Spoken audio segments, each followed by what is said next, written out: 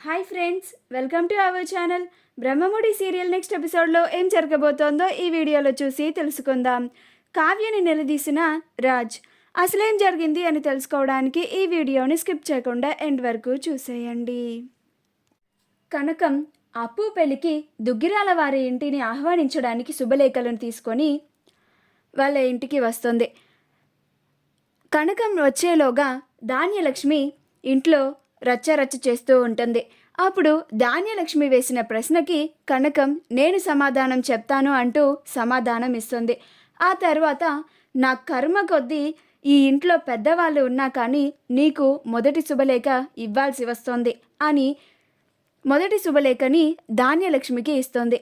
అప్పుడు ధాన్యలక్ష్మి ఏం మాట్లాడకుండా అలానే మౌనంగా ఉంటుంది.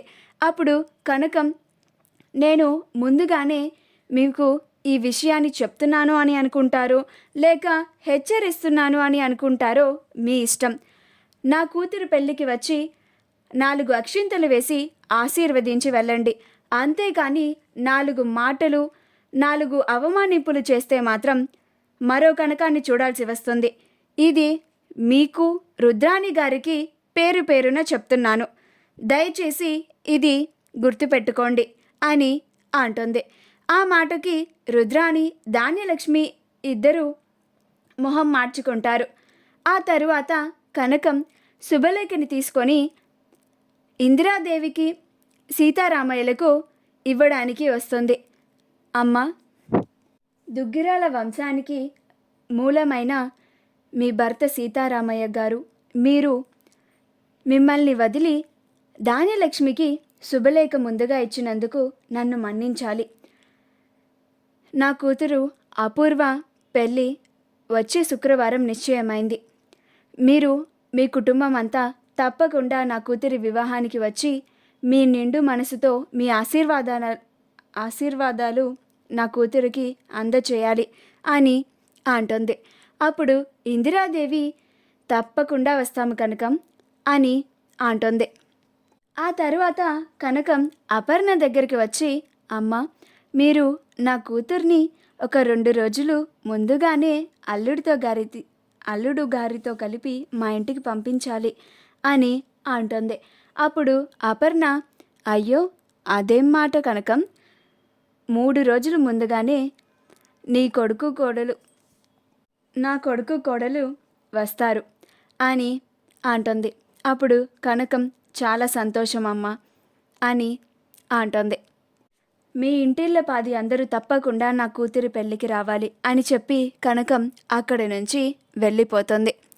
కనకం వెళ్ళిన తర్వాత అపర్ణ విన్నావా ధాన్యలక్ష్మి, కనకం ఏం చెప్పిందో?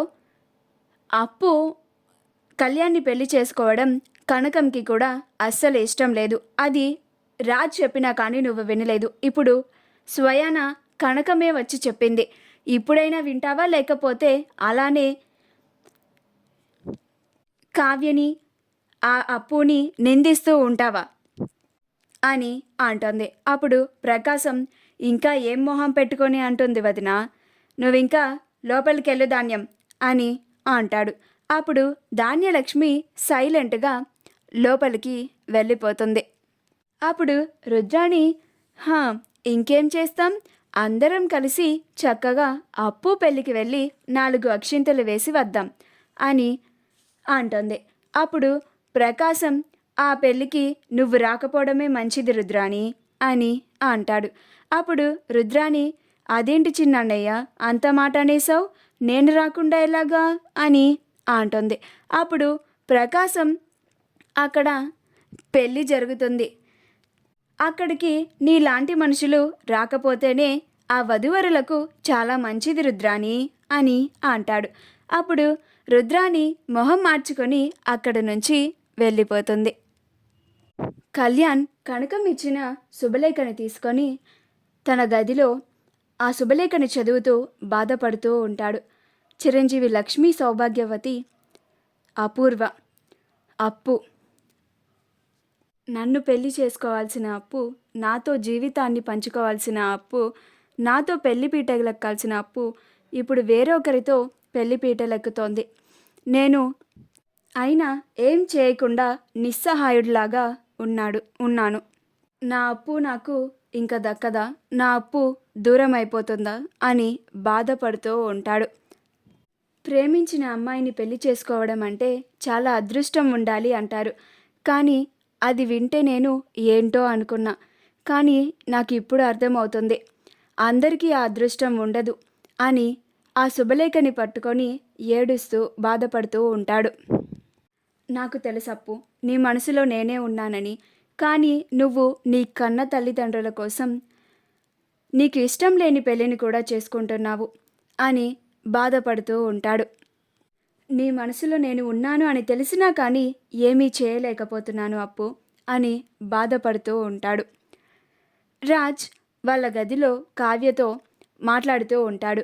అలా రాజ్ కావ్యని నిలదీస్తూ ఉంటాడు. నీ వల్లే ఇలా జరుగుతుంది కళావతి. నువ్వు తెలియకుండానే ఒక ఇద్దరి ప్రేమికులని విడదీస్తున్నావు అని అంటాడు. అప్పుడు కావ్య, ఏంటండి మీరు మాట్లాడుతుంది? అసలైనా మీరు ఎందుకని నా మాటని వినిపించుకోవడం లేదు? మీరు మా ఇంటికి వెళ్ళి మాట్లాడి కూడా వచ్చారు. అక్కడ అప్పు నాకు కళ్యాణ్ని పెళ్లి చేసుకోవడం ఇష్టం లేదు అని అప్పు చెప్పినా కానీ మళ్ళీ మీరు ఇలా మాట్లాడితే నేనేం చేయలేనండి అని అంటుంది.